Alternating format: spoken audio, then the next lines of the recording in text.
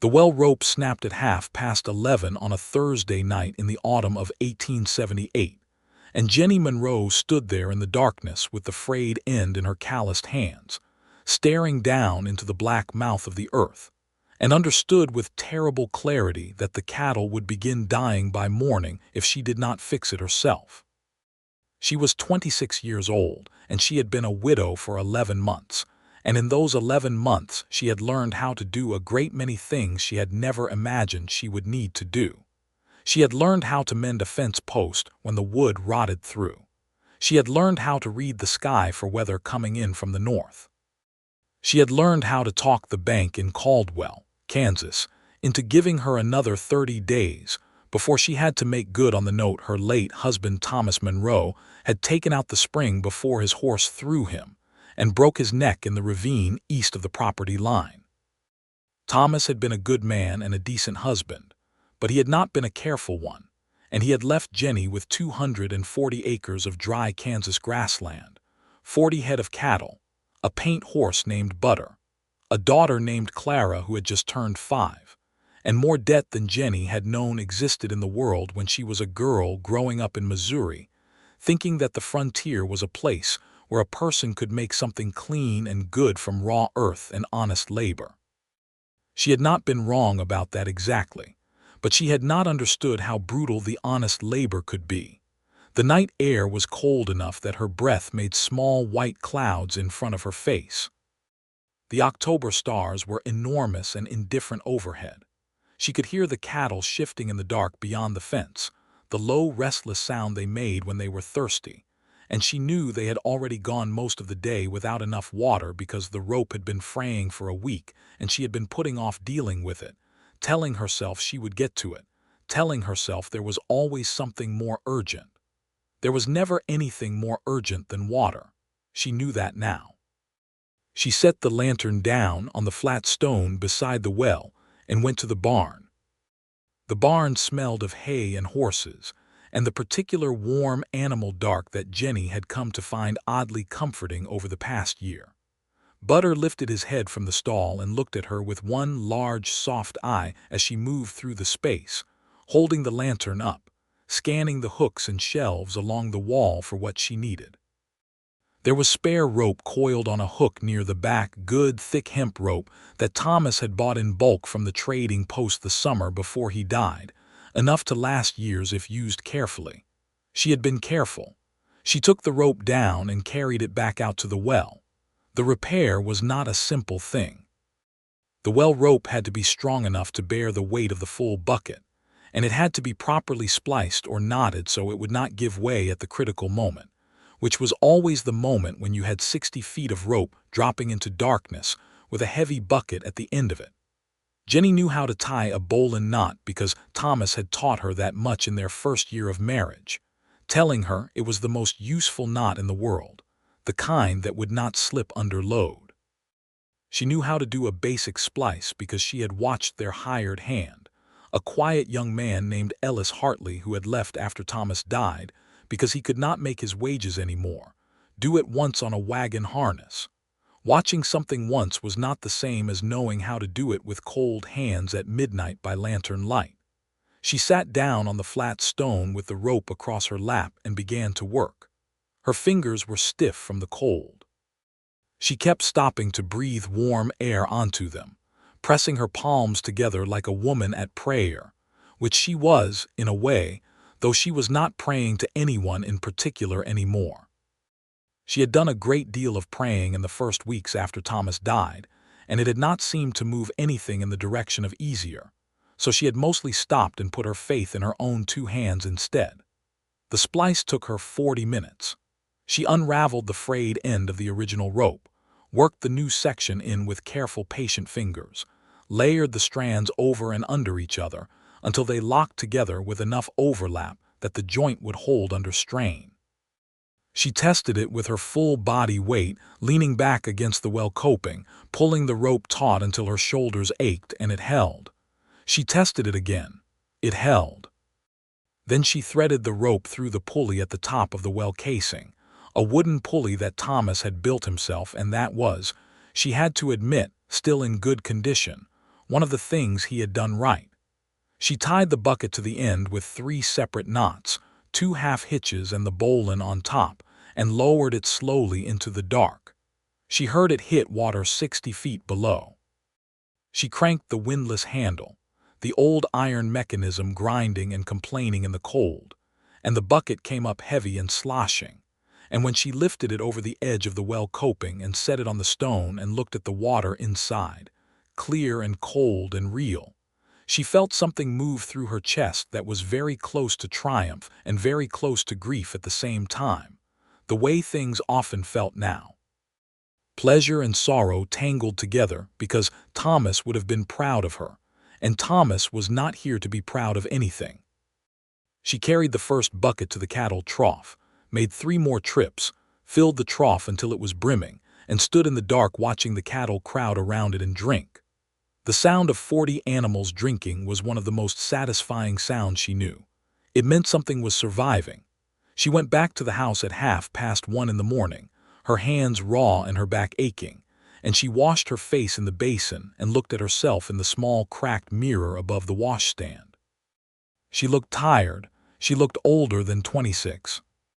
She looked like a woman who had been carrying more weight than the human frame was built to carry without help, and who had been doing it alone for so long that she had forgotten it was supposed to be otherwise.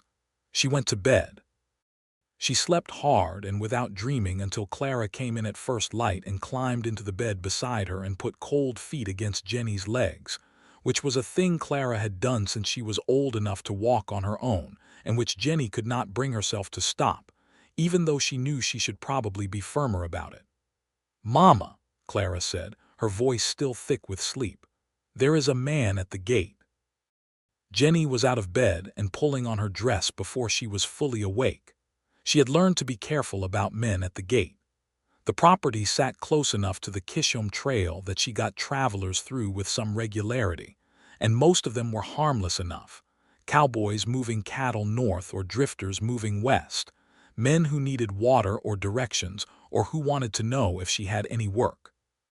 But some were not harmless, and a woman alone on a property was a thing that certain men read as an invitation, and Jennie had learned to greet everyone at the gate with Thomas's old shotgun resting in the crook of her arm and a look on her face that said she knew how to use it.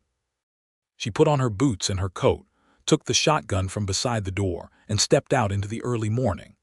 The sky was that particular shade of pale gold that came just before the sun cleared the horizon, the light thin and clean and cold, and the prairie stretched away in every direction in shades of amber and brown, and the pale yellow of autumn grass.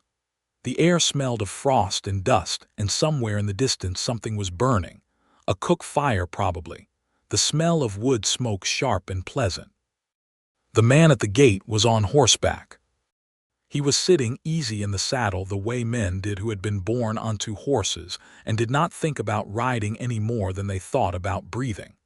The horse was a big sorrel, 16 hands at least, well-muscled and well-kept, with a blaze down its face that caught the early light. The man was broad through the shoulders and wearing a coat that had seen some weather, a dark brown canvas coat with the collar turned up against the morning chill, and a hat that was the same color as the coat, pushed back on his head in a way that let her see his face clearly. He was perhaps 30 years old, perhaps a little more. He had a square jaw and dark eyes and 2 days of beard that was darker than his hat, and he was looking at her across the gate with an expression that she could not quite read, something between concern and relief, and something else she did not have a word for yet. She stopped 10 feet from the gate with the shotgun in the crook of her arm, as she always did. "Help you with something," she said. He did not seem bothered by the shotgun, which was either a good sign or a very bad one. "Frank Whitaker," he said. "I run the Whitaker Range east of here, past the creek.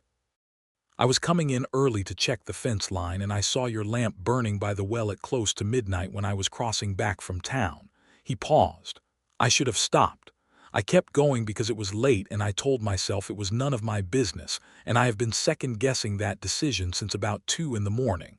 Another pause. "I wanted to make sure everything was all right." Jennie looked at him for a long moment. She knew the name Whitaker. Everyone in this part of Sumner County knew the name Whitaker.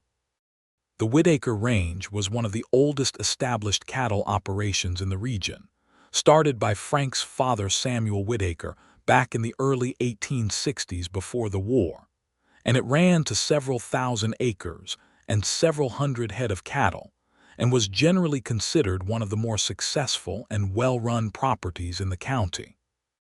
She had seen Frank Whitaker from a distance at the Caldwell Mercantile once or twice, a large, quiet man who paid his accounts on time and tipped his hat to women in the street and did not seem to go looking for trouble. She had not spoken to him before this morning. "Everything is all right," she said. "The well rope broke. I repaired it." Something moved across his face then. It was not quite guilt and not quite admiration, and it settled into something that looked a great deal like both at once. "Yourself," he said. It was not a question exactly. "Myself," she confirmed. "At midnight."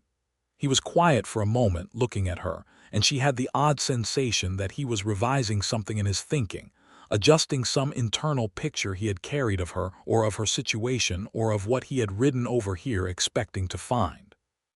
"I should have been here sooner," he said, and the way he said it was simple and plain, and without any of the false modesty men sometimes used when they were making a show of humility. He just said it the way you stated a fact, the way you said the sky was gray or the creek was running high. It was a true thing, and he said it truly. Jennie studied him for another moment. Then she lowered the shotgun, not all the way, but enough. "You want coffee," she said. "I was about to make some." He swung down from the horse in one easy motion, looped the reins around the gate post, and took off his hat. "I would appreciate that very much," he said. She turned and walked back to the house, and after a moment she heard his boots on the dirt path behind her, and something about the steadiness of that sound, the unhurried weight of it, did something small and unexpected to her breathing. Inside, the house was warm from the cast iron stove that Jennie kept banked all night in cold weather. It was a small house, 2 rooms downstairs and a sleeping loft above, built by Thomas in their first year on the property and added onto twice since, and it was spare and clean in the way of houses where the person living in them has no time for clutter and no patience for anything that does not earn its place. There was a rag rug on the plank floor. There was a sampler on the wall that Jennie's mother had stitched and given her when she married, the letters worn soft with the years. There was a cast iron pot on the stove and a coffee mill on the shelf, and a window above the washstand that looked east toward the horizon, where the sun was just beginning to show its edge. Clara was sitting at the kitchen table eating a biscuit she had found from the previous day's baking, looking at Frank Whitaker with the direct and entirely unself-conscious curiosity of a 5-year-old. "This is my daughter Clara," Jennie said. Frank crouched down to Clara's level without being asked, which Jennie noted. "Good morning, Clara," he said. "I am Frank Whitaker. That is a very good biscuit you are eating." "It is from yesterday," Clara informed him gravely. "Mama made them. She makes very good biscuits." "I do not doubt it," Frank said. He straightened up and looked at Jennie with something in his eyes that was warmer than she had expected, and she turned away to grind the coffee beans because she did not want him to see whatever was happening on her face just then. She ground the coffee and put the pot on the stove and cut 2 more biscuits from the pan on the shelf, putting one in front of Frank when he sat down at the table, because that was how you treated a person who came to your house in good faith in the morning, whatever else was or was not the case. He told her about his ranch while they drank their coffee. He was not boastful about it, not the way some men were about their acreage and their cattle numbers, using those figures as a way of telling you who they were and whether you should take them seriously. He talked about it practically, the way you talked about a piece of work you were proud of because it had cost you something real. He told her his father had died 3 years ago, that he had been running the operation on his own since then with a crew of 5 men, that the past 2 summers had been dry and the grass had been thin and the cattle prices at the Caldwell stockyards had not been what he needed them to be. "It is not easy," he said, "making a ranch pay." "No," Jennie said. "It is not," He looked at her then directly in a way that acknowledged everything that simple agreement contained. A year of widowhood, 240 acres, 40 cattle, a broken well rope at midnight, all of it in those 2 words. "How long have you been managing on your own?" he asked. 11 months, she said. "Do you have any help?" "I had a hired hand. He left in the spring. I could not keep up the wages." He nodded slowly, looking down at his coffee cup, and she could see him thinking through something, working it out behind his eyes. "I could send one of my men over," he said. "I have a hand named Jim Prout, older fellow, knows horses and cattle and fencing, and pretty much anything else you need doing on a range. He is honest and he is steady and he would not be any trouble to you." Jennie felt something tighten in her chest, the particular proud resistance she had developed in the past 11 months against anything that looked like charity or pity or the assumption that she could not manage. "I appreciate the offer," she said carefully, "but I cannot pay wages right now." "I am not asking you to," Frank said. "Jim's wages come from me. He would just ride over here a few days a week until things are more settled for you." The tightening in her chest did not fully release. "Why would you do that?" He looked at her steadily. "Because you are my neighbor," he said, "and because I should have stopped last night when I saw the lamp and I did not, and I would like to make that right if you will let me." Clara, who had been listening to all of this with great attention, said, "Mama, he seems nice." Jennie pressed her lips together to keep from smiling and failed. "He does seem that way," she said. Frank looked down at his hat, which he was holding in his hands, and she could see he was trying not to smile either, and the fact that he was made something ease in her. Some tension she had been holding in her shoulders that she had not known was there. She did not accept the offer of Jim Prout right away.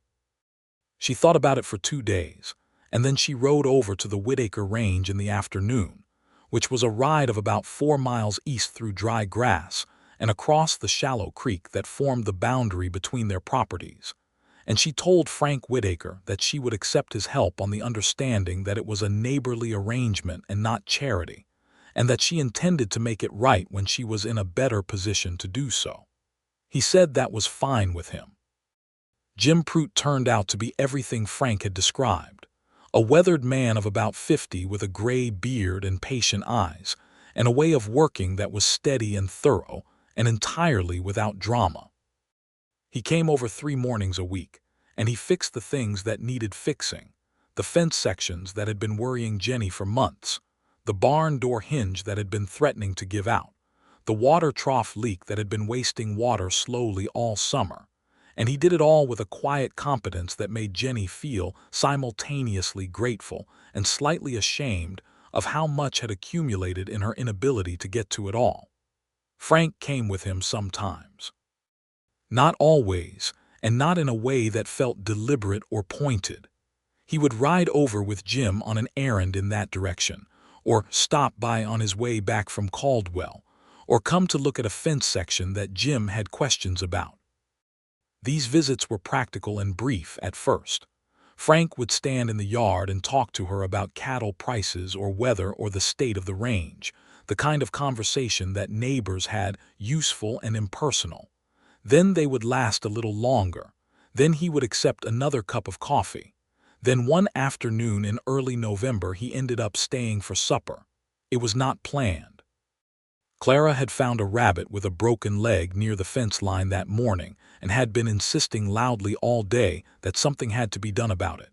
And when Frank came by in the late afternoon, and Clara immediately presented him with the rabbit and the problem, he spent the better part of an hour very seriously splinting the rabbit's leg with a thin piece of wood and strips of clean cloth, while Clara watched with the intense and solemn attention of a surgical student, asking questions the whole time that Frank answered with equal seriousness, explaining that a rabbit's leg was not so different from a calf's leg in the principles of how you set it, that bones wanted to heal if you gave them the right conditions. That patience was the main thing.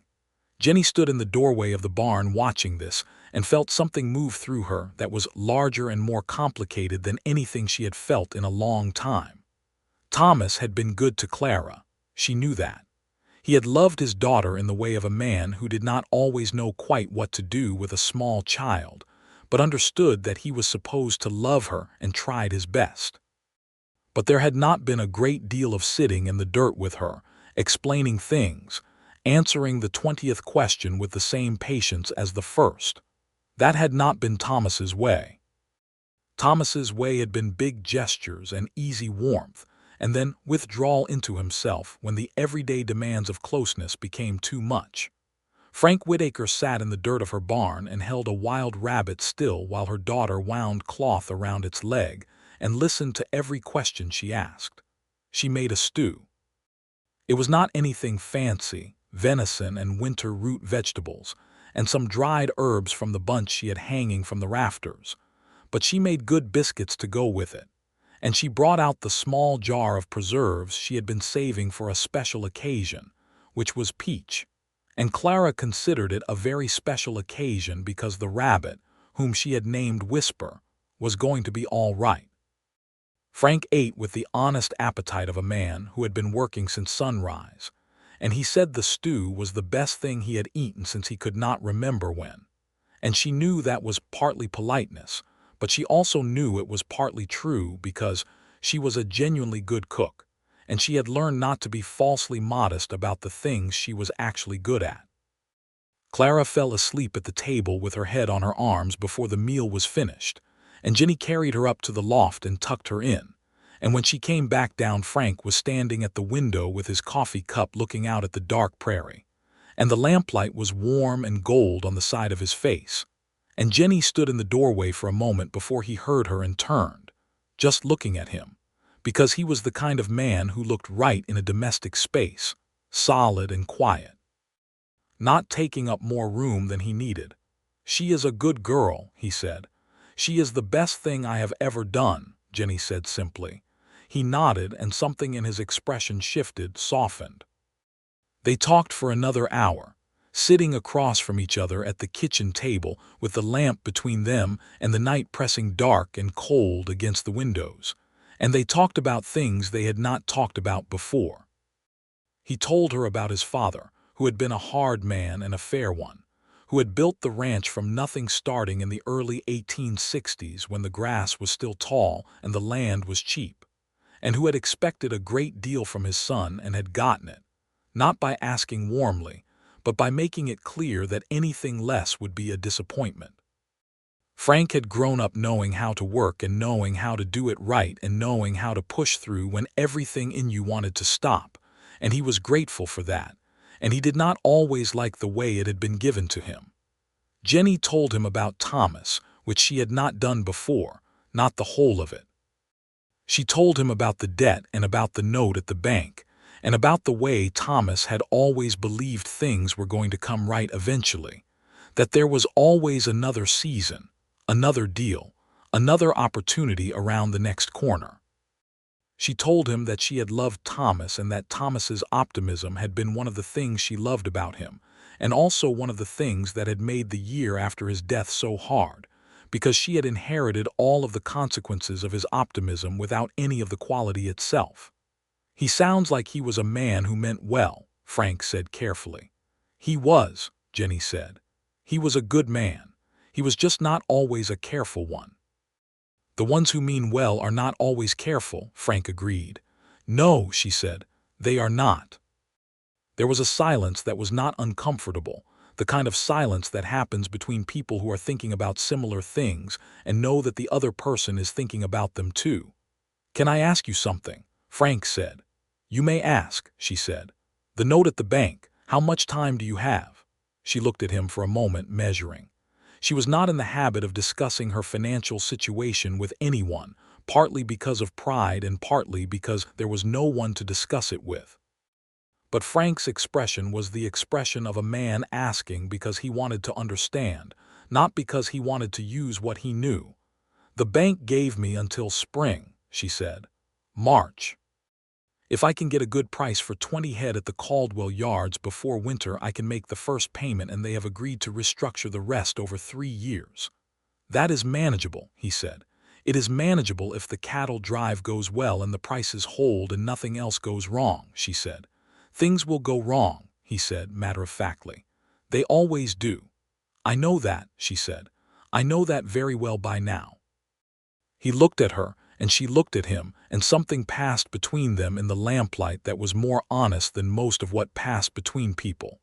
And Jennie felt that same thing she had felt watching him with Clara, that large, complicated feeling. And this time she recognized it for what it was, even though she would not have named it out loud for anything. He left an hour later, riding out into the dark with a lantern hung from his saddle, and she stood in the doorway watching the light diminish across the dark prairie until she could not see it any more. She did not sleep well that night. In November the weather turned, which it always did in Kansas, the wind coming down from the north with a cold edge that promised real winter on its way, and the work on the range shifted to the cold weather tasks, moving cattle to sheltered pasture, checking water sources that might freeze, laying in hay for the months when the grass would be dead and useless. These were things Jennie knew how to do, more or less, though some of them she had learned only by necessity in the past 11 months, and Jim Pruitt's presence made most of them considerably faster and easier than they would have been alone. Frank helped drive 22 head of cattle to the Caldwell stockyards on a cold Monday in mid-November. He had offered, and she had said she could manage on her own, and he had said he did not doubt it, but that it was a long drive for one person, and would she please let him bring 2 of his hands and ride with her, because it was on his way, and he had business in Caldwell anyway. She had said yes, because it was sensible, and she was learning to let sensible override pride when the two were in conflict. The drive took 2 days. They camped the first night on the open prairie with a fire between them and the 2 Whitaker hands, Denny and Cal, young men in their early 20s who were respectful and easy to be around. And they ate beans and salt pork and hard bread from the supply bags, and the stars were enormous and very bright in the cold air. And after Denny and Cal had rolled into their bedrolls, Frank and Jennie sat by the fire for another hour talking quietly, their voices low, the fire burning down to coals between them.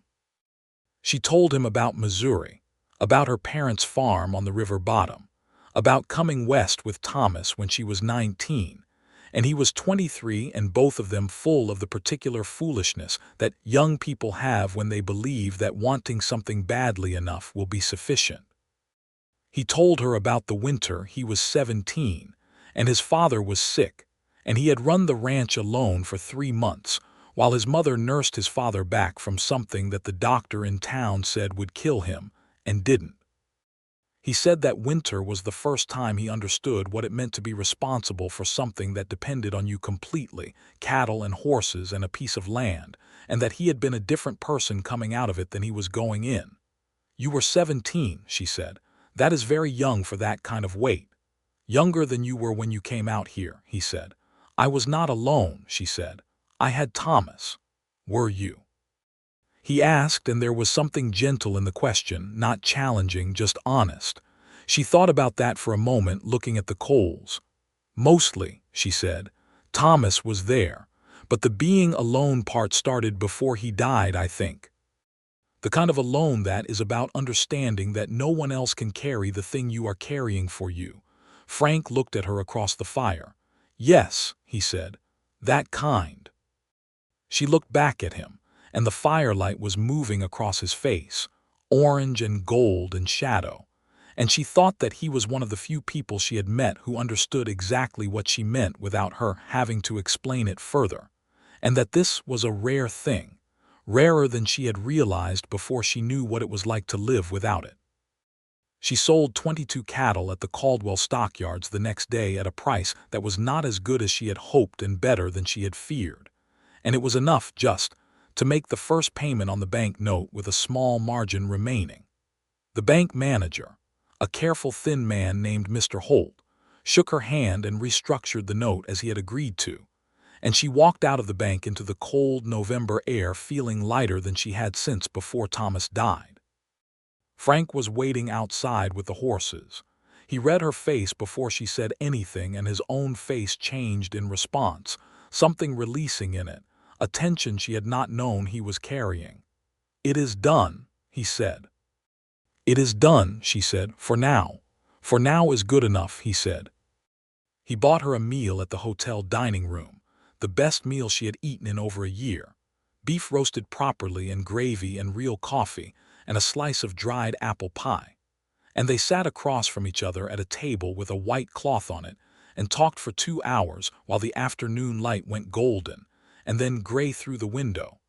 And it was the most ordinary and the most significant thing she could remember, sitting across from him in a warm room being fed and talking. The absolute simplest version of what human beings needed from each other. On the ride back, when the town was behind them and the prairie opened up wide and cold around them and Denny and Cal had ridden ahead to give them some space in the way of tactful young men who understood something about what was happening, Frank said, "Jenny," in a voice that was different from his regular voice, a little lower, a little more careful, and she turned to look at him from the back of butter and waited. He said, "I know this is not the time, and I know you have enough on your mind without adding to it. But I want you to know that I would like very much to keep spending time with you, more than I have been, more than neighborly." She held his gaze for a long moment. The wind was blowing across the grass and the dry stalks whispered and bent. "I know," she said. "Is that a yes or a no?" he asked, and there was something in his voice that was careful and also very human, the particular vulnerability of a man who does not know which way something is going to go. "It is neither yet," she said. "It is an I know and I am thinking about it and I need some time. Is that all right?" "That is perfectly all right," he said, and he meant it. She appreciated that he meant it. December came and the first real snow came with it, 2 feet of it in 3 days, and the temperature dropped to the kind of cold that made the air feel sharp enough to cut.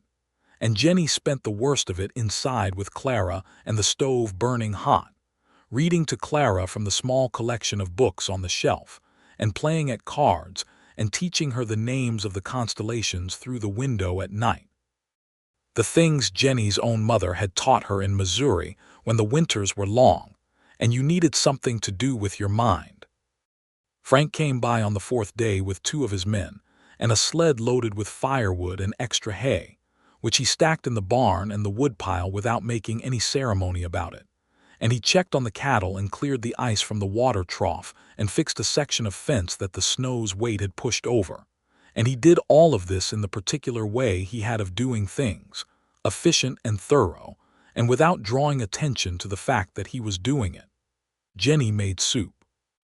They ate it at her kitchen table with Clara between them, and Clara told Frank at great length about Whisper the rabbit, who was recovering beautifully, and about the constellations she had learned, and about the book Jenny had been reading to her, which was a collection of fairy tales. And Frank listened to all of it with the same attention he gave everything, asking questions that made Clara beam, and Jenny watched him across the table and thought about what he had said on the road back from Caldwell. More than neighborly, she thought about it a great deal that December. She was aware of herself thinking about it, which was itself interesting, because for most of the past year she had not had the luxury of thinking about anything except what needed to be done next. To be sitting with a thought that was not about survival or debt or cattle or weather, to be sitting with a thought that was warm and uncertain, and full of something she did not quite have a word for, felt almost extravagant, like spending something you were supposed to be saving. But she was tired of saving everything. She was 26 years old, and she had been surviving so hard for so long that she had forgotten what it felt like to want something that was not strictly necessary. He came back 2 days before Christmas with a small spruce tree cut from the creek bottom and a handful of ribbon and paper ornaments that she recognized as being made by his own hands, roughly but with evident care. And Clara absolutely lost her mind with joy, which was the appropriate response to a Christmas tree appearing in your house when you had not had one in 2 years. And Jenny stood in the doorway watching her daughter fly around the small room hanging paper stars and ribbon bows on the spruce branches, and felt so full of something that her throat hurt. She looked at Frank, who was watching Clara with a quiet happiness on his face, and he looked at her and she said, "Yes." He blinked. "Yes," she said again, and she was smiling now and her eyes were wet, which was embarrassing but also apparently unavoidable. "To what you asked on the road back from Caldwell. Yes, more than neighborly." He stood very still for a moment in the way a man did when he was making sure he had heard what he thought he had heard. "Mama is crying," Clara announced from inside the Christmas tree, not alarmed, just observational. "Sometimes people cry when they are happy," Frank said, his eyes not leaving Jennie's face, and the roughness in his voice was very clear. "That seems confusing," Clara said. "It is," Frank agreed. "And it is exactly right anyway." He did not kiss her then, because Clara was right there and it would have been inappropriate. But he stepped close to her in the doorway, and he took her hand and held it for a moment, his large, warm hand around her smaller one. And the contact, after all the months of necessary distance and hard solitude, went through her like something coming home. And she held his hand back, and they stood like that in the warm lamplight with Clara singing to herself in the Christmas tree. And outside the snow fell quiet and enormous and white across the prairie. Christmas Day he came in the morning with his hands Denny and Cal, and they all ate at Jennie's table together, which was crowded and warm and full of voices, and Clara presided over the whole affair with the serene confidence of a 5-year-old who understood she was the center of the universe, which at that particular table and on that particular day she was. Jennie had made everything she knew how to make, the best meal she could assemble from what she had in the larder and what Frank had quietly brought over the week before, and it was good, genuinely good, and sitting at the head of her own table surrounded by people who were glad to be there. She felt something she had not felt in so long she had almost forgotten it had a name. She felt at peace. The new year came, 1879, and things between Jennie and Frank became what they were, which was something serious and recognized by both of them, though they were careful and proper about it, careful about Clara and about what the small community of Caldwell and the surrounding ranches would think, which was a real consideration in 1879 in Kansas, and one that Jennie would not dismiss simply because it was inconvenient. She was a widow with a child and a ranch, and a reputation for being capable and decent, and she intended to keep that reputation because it was all she had that was purely hers, unencumbered by debt or difficulty. Frank came to see her twice a week and occasionally 3 times, always in the afternoon, always leaving before dark, and they talked and worked alongside each other when there was work to be done, which there always was, and sometimes in the evenings when Clara had gone to sleep they sat by the fire and talked in the low, serious way of people who are telling each other their real lives and learning what they find there. She learned that he was 31 years old. She learned that he had been engaged once, when he was 25, to a woman named Helen Marsh from a family in Wichita, and that Helen had broken the engagement because she had not been willing to live on a ranch in the middle of the Kansas grassland, which Frank had understood and not argued against, because he would not have wanted her to be unhappy, but which had left him with the understanding that whoever he eventually loved would have to be a person who belonged to this land the way he did. Someone who understood what it meant and what it cost and chose it anyway. "You have chosen it," he said to her one evening, "not by birth and not by ease. By just staying when staying was the hardest thing." She thought about that. "I stayed for Clara," she said, "and for Thomas's memory, and because I could not imagine anywhere else I would rather be, even when it was terrible." "That is what choosing looks like," he said. In February, Jim Prout came over on a Tuesday morning looking more serious than usual and found Jennie mending harness in the barn and told her that there was something she ought to know. There was a man named Dale Copley who had been asking around town about her property, specifically about the status of the bank note, asking people at the Caldwell Mercantile and the feed store how the Monroe widow was getting along, whether she was making her payments, whether the ranch was likely to go up for sale. Jennie kept her face still and her hands moving on the harness and said, "Who is Dale Copley?" Jim said Copley was a land speculator out of Wichita who had been buying up failed homesteads and ranch properties in Sumner County for the past 2 years, paying as little as he could from people who were desperate or uninformed, and that he had a reputation for being persistent and not above using pressure when he thought it would work. Jennie set the harness down and looked at Jim. "The note is restructured," she said. "Mr. Holt at the bank agreed to 3 years. I made the first payment in November." "I know that," Jim said. "I am just telling you what is being said." She nodded. "Thank you, Jim. I appreciate you telling me." She told Frank that evening and watched his jaw tighten slightly in the way it did when something made him angry, a contained reaction, not explosive, just a controlled compression of feeling. "Copley," he said. "I know of him. He bought the Harlan property last spring for about half what it was worth because Harlan's wife was sick and they needed cash fast. He is not above being unpleasant." "He is welcome to find out that I am not above being unpleasant either," Jennie said. Frank looked at her and the corner of his mouth moved. "I do not doubt that for a moment," he said, "but if he comes to you with any kind of pressure, I would like to know about it." "I can handle myself," she said. "I know you can handle yourself," he said, patient and direct. "I have known that since the morning I met you with a shotgun in the crook of your arm. What I am saying is that you do not have to handle it alone." She looked at him for a moment, the familiar tension of pride against something warmer, and then she said, "All right, I will tell you if it becomes something." Dale Copley came to her property on a Wednesday afternoon in the last week of February. He was a compact man of about 45 in a good coat that was too clean for a man who worked outdoors, with careful eyes, and a manner that was very smooth and easy in a way that immediately made Jennie's instincts go sharp and cold. He arrived at the front gate on a dark bay horse and called her name before he got there, which was better manners than she had expected from the description Jim had given her, and she came out to the gate without the shotgun, though she had considered it. He introduced himself pleasantly. He said he had heard that the Monroe Ranch was a fine property and that he had been looking at land in the county, and would she be willing to discuss the possibility of a purchase.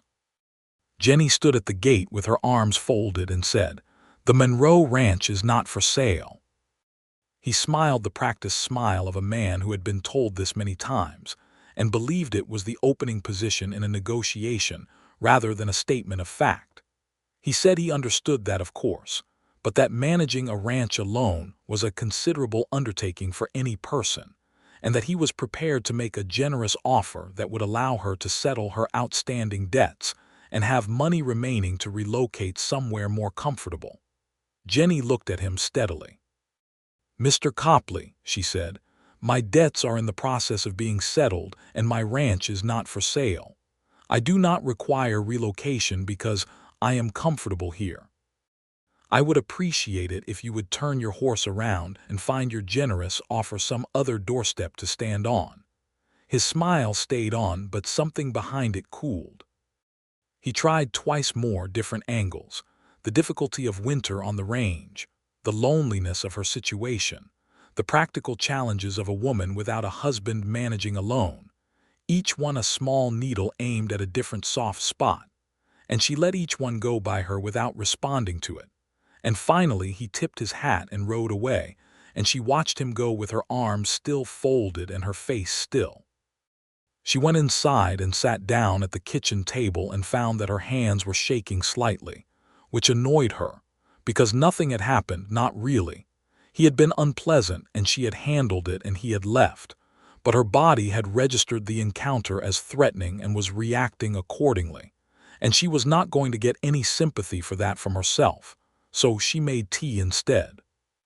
She told Frank about it that evening and he listened without interrupting, which she appreciated, and when she was finished he said, "Good," in a voice that was warm and proud and something else. "Good," she said. "You handled it exactly right," he said. "He will not come back. Men like that are looking for the place where the wall is soft. You showed him there is no soft place here."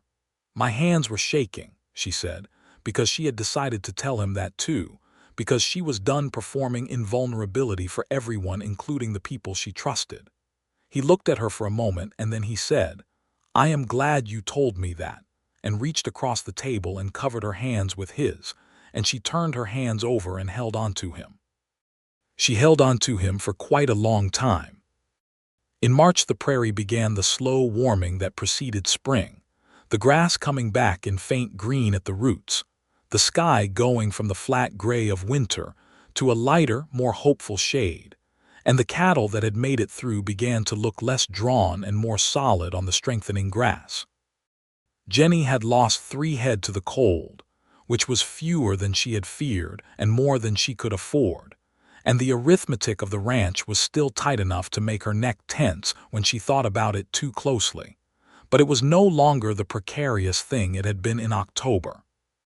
Frank was there more often now, and it was not hidden exactly, but it was quiet, the way things in a small community had to be quiet when they were still new and tender, and most of the people who knew them both seemed to know what was happening and to feel warmly about it, or at least to keep any other feelings to themselves. The bank manager, Mr. Holt, had nodded approvingly when she had made the February payment on the note, and said that it seemed things were settling down nicely for her, and the way he said it encompassed more than the bank payment. Jim Prout, on his last day working at the Monroe property before Frank stopped sending him over because the biggest needs had been addressed, shook Jennie's hand and told her it had been an honor to work for her, and that she was one of the finest managers he had encountered in 30 years on the range, and she had to look away for a moment before she could respond to that without embarrassing herself. On a Sunday afternoon in late April, Frank drove over in his wagon, which he did not usually do, and he was wearing his good shirt and his hat was brushed, and these things together told her something before he said a word. He sat in her kitchen while Clara played outside with Whisper the rabbit, whose leg had healed completely and who was now technically free to go but had shown no interest in doing so, and Jennie made coffee that she did not really need to make just to have something to do with her hands. Frank said, "I have been thinking about how to say this for about 3 months." She set 2 cups on the table and sat down across from him. And I cannot find a better way to say it than just saying it," he said. "Jennie Monroe, I love you. I have loved you since about the morning I rode over here and found you standing at the gate with a shotgun and the expression of a woman who had just repaired a well rope in the middle of the night by herself and was not particularly interested in sympathy about it." He paused. "I would like very much to marry you if you will have me, not because I think you need taking care of. You have made it very clear that you do not need taking care of, but because I would like to build something with you. Whatever that looks like, on your terms as much as mine." Jennie sat across from him and looked at his face, which was earnest and a little bit terrified in the way that a very composed man looked when he had said the thing he most wanted to say, and was waiting to find out whether the world was going to be good to him about it. She thought about Thomas, who had been her first love and her first marriage and a good man who had not been careful enough, and she thought about the 11 months of being alone, and the midnight well rope, and the bank note, and the shaking hands and the Christmas tree, and the big warm hand holding hers in the doorway. She thought about what it meant to choose something, to choose it with your eyes open and your feet on the ground, knowing what it cost and wanting it anyway. "Yes," she said, "on one condition." "Name it," he said immediately. "We keep the Monroe name on this land," she said. "I do not need it on my name. You can call me Jennie Whitaker until the end of time. But this land is Thomas's land and it is Clara's inheritance, and I want to keep the name on the deed." He did not hesitate for even a fraction of a second. "Done," he said. "Then yes," she said, "I will marry you, Frank Whitaker." He let out a breath that he had evidently been holding since he sat down, and looked at her with an expression that was joy and relief and love all at once, and so undisguised that it made her throat ache. They were married in June of 1879 in the Caldwell Church, which was a small whitewashed building on the main street that held about 60 people, and was full to the walls on that Saturday afternoon, because Frank Whitaker was well known and well liked in the county, and Jennie Monroe had, in 11 months of widowhood, earned the respect of everyone who knew her situation and watched her handle it. Clara wore a white dress that Jennie had made by hand from fabric she had found at the Caldwell Mercantile, and she walked up the aisle ahead of her mother, scattering dried flower petals with the grave concentration of someone performing a crucial task.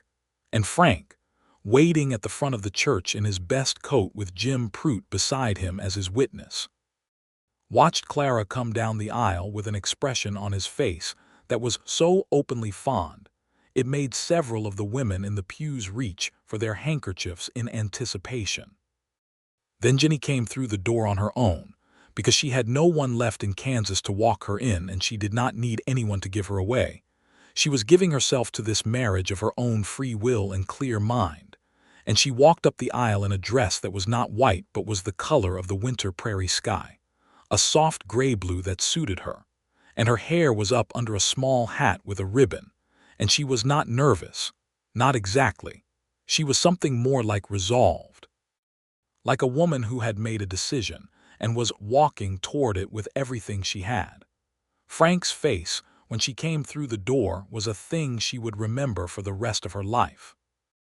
The minister read the words and they said them back, and when the minister said Frank could kiss his bride, Frank kissed her with a care and deliberateness that was very like him, not showy, not perfunctory, but real and considered, the kind of kiss that said, "I know what this means and I mean it."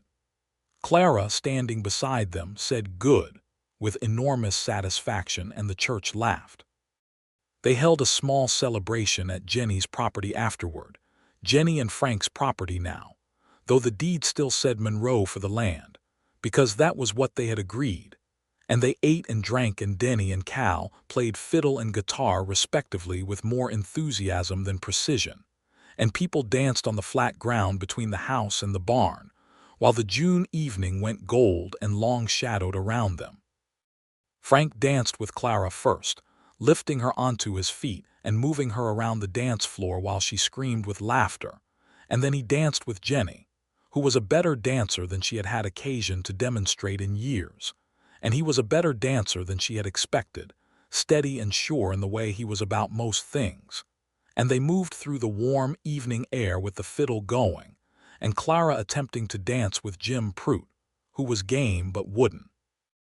And Jennie thought she could feel the ground beneath her feet, the actual ground of the prairie, the earth that she had worked and fought for and refused to leave, and it felt like it was holding her up.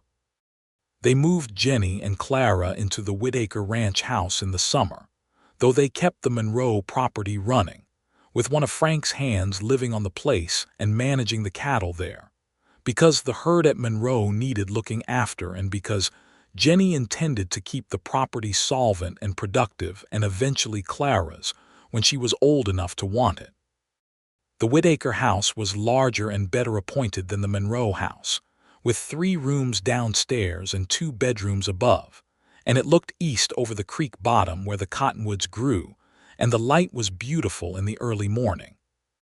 Jennie made it home in the way that women make places home, gradually and thoroughly, her sampler from her mother on the wall, her cast iron pot on a bigger and better stove, her herbs hanging from the Whitaker rafters, Clara's drawings tacked to the wall beside the kitchen door, the small particular marks of a person on a space. Frank watched her do it and did not get in the way and did not pretend it was other than what it was, which was a taking possession, a claiming, and seemed to find it entirely right.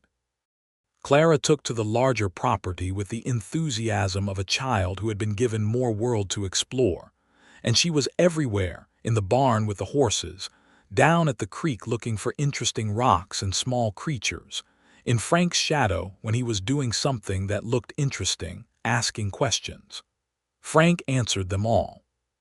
It was one of the things about him that Jennie noticed most and felt most deeply, the patience with which he attended to Clara's curiosity, which was inexhaustible and wide-ranging and did not always have convenient timing. She asked him once if it was ever wearing. He thought about it genuinely, which was also like him. "No," he said. She reminds me that there are still a lot of things worth being curious about.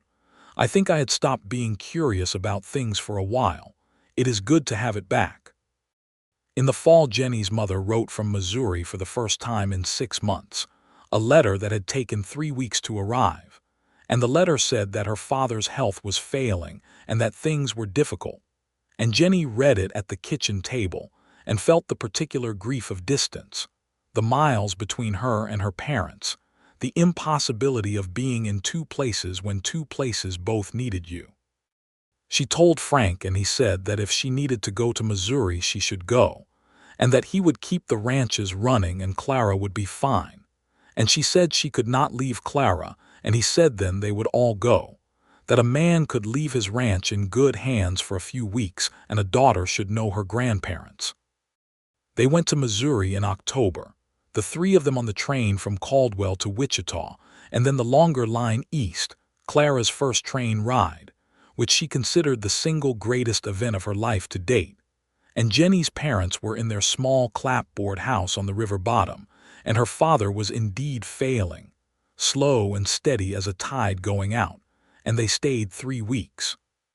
Frank spent those 3 weeks making himself quietly useful in the way he made himself useful everywhere, fixing her father's fence, splitting wood, helping Jennie's mother with the heavier tasks around the property, sitting with her father on the porch in the afternoons, and talking about cattle and weather and the state of things in Kansas, the kind of conversation that men could have across a large difference in age and circumstance.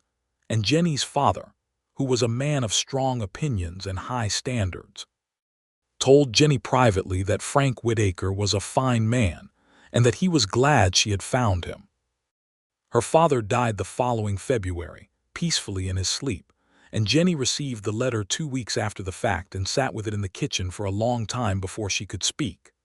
Frank came in from the yard and found her there and did not say anything at first, just sat down beside her and put his arm around her, and she leaned against him and cried properly for the first time in a long time, ugly and complete, and he held her through all of it.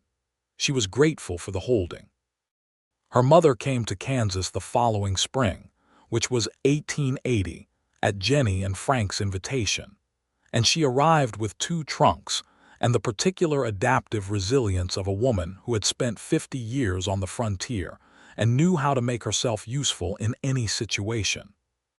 She moved into the Monroe property with the Whitaker hand who was managing it, which was a perfectly proper arrangement, and she became a presence in Clara's life that filled in something that had been missing, the soft, steady voice of a grandmother, the particular comfort of someone who had known Jennie since before Jennie knew herself.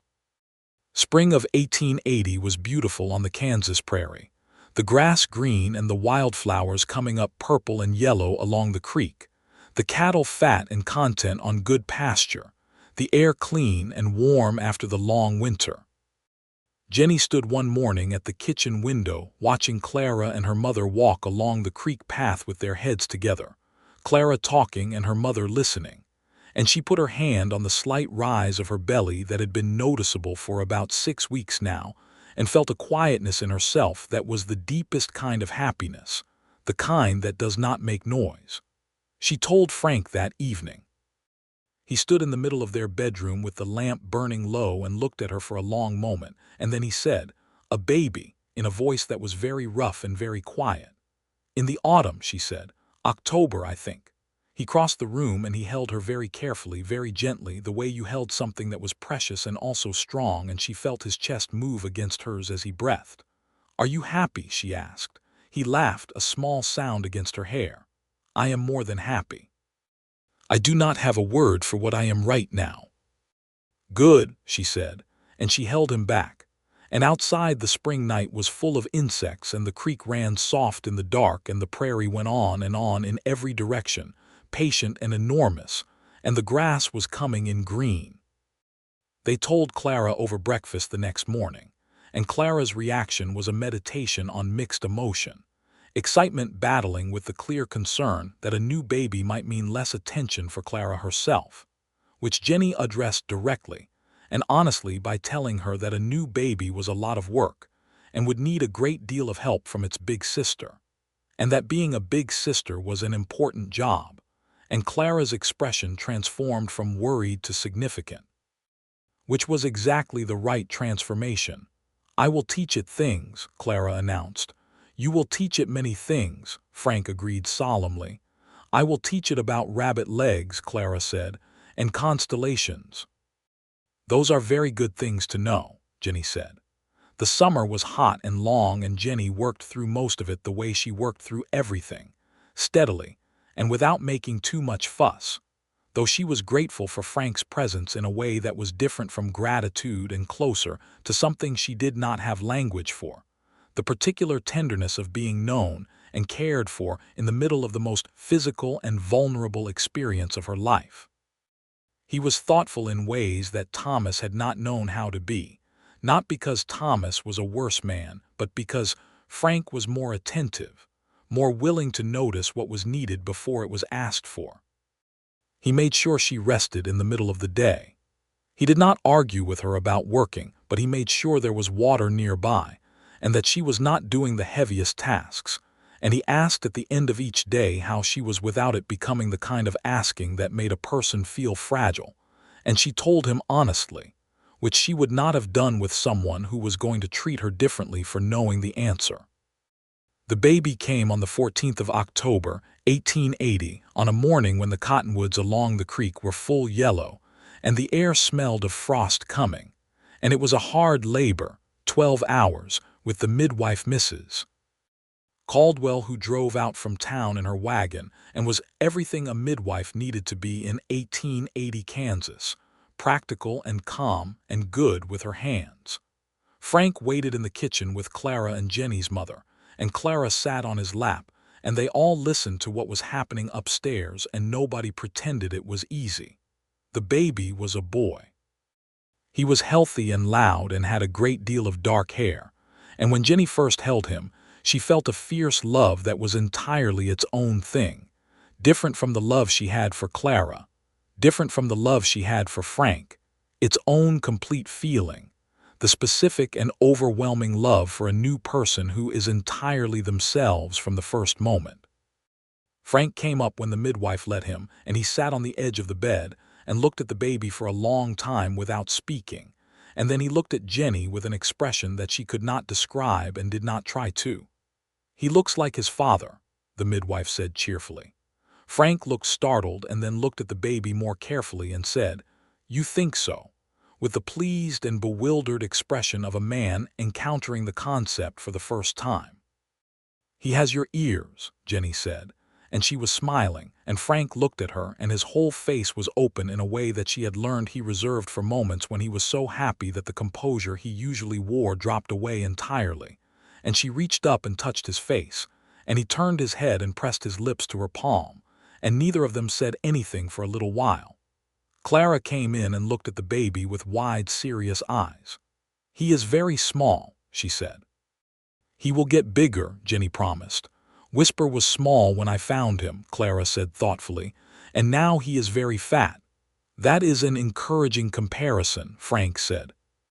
They named him Samuel after Frank's father, which Frank had not asked for and which meant more to him than he said, though Jennie could see it in his face when she told him that was the name she had chosen. "You do not have to do that," he said. "I know," she said. "I want to." He was quiet for a moment, and then he said, "Thank you," and it came out lower and more careful than he had intended, which told her everything about what it meant to him. Samuel Monroe Whitaker, the hyphenated name on the birth certificate, because Jennie had insisted on both, and the man at the county records office had looked at her a little quizzically, but had written it as she said. The autumn of 1880 was golden and mild. The Monroe cattle and the Whitaker cattle both had a good year. The prices at the Caldwell yards were better than they had been in several seasons, and by December the note on the Monroe ranch was paid ahead of schedule, fully settled, and Jennie went to see Mr. Holt at the bank and signed the final papers and received the deed fully unencumbered, and she held it in her hands on the front steps of the bank and looked at it for a long time. Her name. Thomas Monroe's name, the property that she had fought for in the dark and the cold and the alone. She folded the deed and put it in her coat pocket and walked to where Frank was waiting with the wagon, Samuel wrapped against the cold in her arms, and Clara on the wagon seat holding the reins with great importance though she had not been told to drive. "Clara," Frank said mildly, "give me those." "I was just holding them," Clara said. Frank took the reins and looked at Jennie as she climbed up beside him, and she took the deed from her pocket and held it up, and his face broke into the smile that she still felt in her chest every time she saw it, warm and real in hers. "Paid," he said. "Paid," she said. "Clean," he said. "Clean," she said. He took her free hand and held it, the way he had held it in the doorway that first Christmas, and she held his back, and Samuel made a small sound between them, and the wagon moved out of Caldwell into the wide open prairie with the winter sky enormous and blue above, and Clara asked if they could have pie for supper because it was a special occasion, and Frank said he thought that could probably be arranged, and Jennie leaned against his shoulder and looked at the country she had chosen. The long grass going amber and brown in the December cold, the sky going on forever, the earth patient and wide beneath them. She thought about the night of the broken well rope, the frayed end in her hands and the dark below, and the cattle needing water and no one coming. She thought about what it had cost her to sit on that cold stone at midnight and work with stiff fingers until she had something that would hold.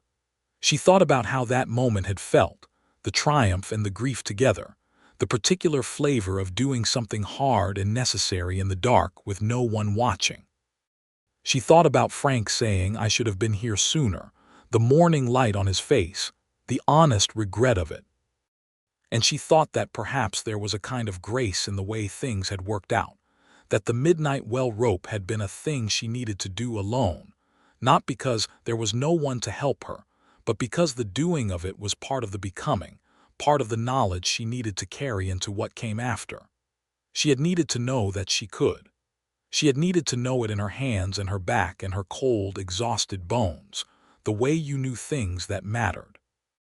And she thought that Frank had been right to say he should have been there sooner, and also that the timing had been what it needed to be, and that these two things could be true at once, which was something she had learned in the years since Thomas died. That life was not a story where only one thing was true about any given moment, and that learning to hold the complicated truth of something was what let you live in it without being destroyed by it. The wagon moved on through the winter afternoon.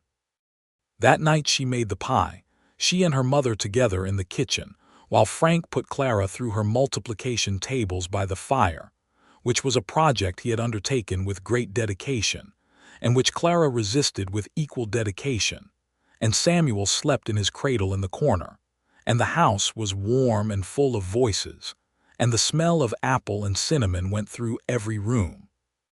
Jennie stood at the kitchen counter, rolling the pastry crust, and her mother stood beside her peeling apples, and they worked in the comfortable silence of women who had worked together long enough that words were not always necessary. And the fire crackled, and from the other room she could hear Clara arguing that 9 times 7 was 62, and Frank patiently suggesting she reconsider that figure, and Samuel made a small dreaming sound in his cradle. Her mother said quietly, "Your father would have liked him very much." Jennie looked at her mother and felt the particular warmth and ache of that, the truth of it and the loss inside the truth. "Yes," she said, "he would have. He would have liked all of this," her mother said, gesturing at the warm room and the voices beyond, at the wholeness of it. "He would have said you did well." Jennie looked at her hands on the pastry, flour-white and strong, the hands that had worked the midnight well rope and driven cattle to market and signed the bank papers and held her children and held her husband and held on when there was nothing else to do but hold on. "I think so too," she said. The years that followed were not easy in the way that nothing on the Kansas frontier was ever easy, but they were good, the deep particular goodness of a life that has been built with intention and held together with love and work and the willingness to stay when staying was hard. The land was difficult and the weather was difficult, and the cattle market went up and down in the way of all markets, And there were seasons of drought and seasons of plenty and seasons that were somewhere in the long middle. And through all of it, Jennie and Frank worked the land together and raised their children together, and learned each other more completely with every passing year. Clara grew into a tall, bright-eyed girl who read every book she could find and could ride as well as any hand on the property, and who had inherited Jennie's stubbornness in full, and added to it her own particular quality of fearlessness that was not recklessness, but something more like a very clear understanding of what mattered and what didn't. She loved the Monroe land with a specific and personal love, the way you loved something you had known from the beginning, and she spent her summers there helping manage the cattle and learning the range. And Jennie watched her walk across her land knowing exactly where she was and what she was doing, and felt something that was beyond pride, something more like recognition. Samuel grew into a solid, quiet boy who took after his father in the steady way he moved through the world, thorough and patient and honest. A boy who did not need to be the center of a room, but was noticed in any room he was in because of the quality of his attention, the way he listened and thought before he spoke. In 1883, on a spring morning when the creek was running high and the cottonwoods were coming into leaf, Jennie told Frank there would be another baby. He set down the harness he had been mending and looked at her with that open face, the one that came out when the composure gave way to happiness. This baby was a girl born in November, and they named her Margaret for Jennie's mother. And Margaret from her first week seemed to have arrived in the world with opinions about it, which made everyone in the household very interested in seeing how she was going to turn out. Jennie's mother was there for the birth and for 6 weeks after, and she and Clara ran the house together with a combined authority that was formidable. And Frank and Samuel made themselves scarce in the way of sensible men during that period. And the house was full of the soft chaos of a new baby and the steady management of women who knew what they were doing. On a Sunday evening in that late November, with the first real snow of the season coming down outside the windows in fat, quiet flakes, and a fire in the hearth and Margaret asleep on Jennie's chest, and Samuel at the table drawing, and Clara reading in the chair by the fire, Frank came in from the barn and sat down beside Jennie on the settle and put his arm around her, and they sat in the warmth and the quiet, and the snow came down and covered the prairie outside, and the house held them all. "Are you happy?" He asked the same question she had asked him the night she told him about Samuel, and she gave him the same answer she had given her the first time, or rather the better version of it. "I am more than happy," she said. "I do not have a word for what I am right now." He pressed his lips to her temple, the warmth of it, the steadiness of it. Outside, the snow went on falling over the Frank Whitaker land, covering the well that Jennie had repaired by hand in the dark 5 years ago, covering the fence lines and the cattle paths and the creek bottom and the long dry grass, covering everything in the same white, and the prairie held still beneath it, patient and vast, carrying them all into whatever morning would come next. And the morning, when it came, as mornings always did on the frontier, was cold and clear and full of light, and there was work to be done, and they were together to do it, and that was the whole of it, and that was enough and more than enough and everything.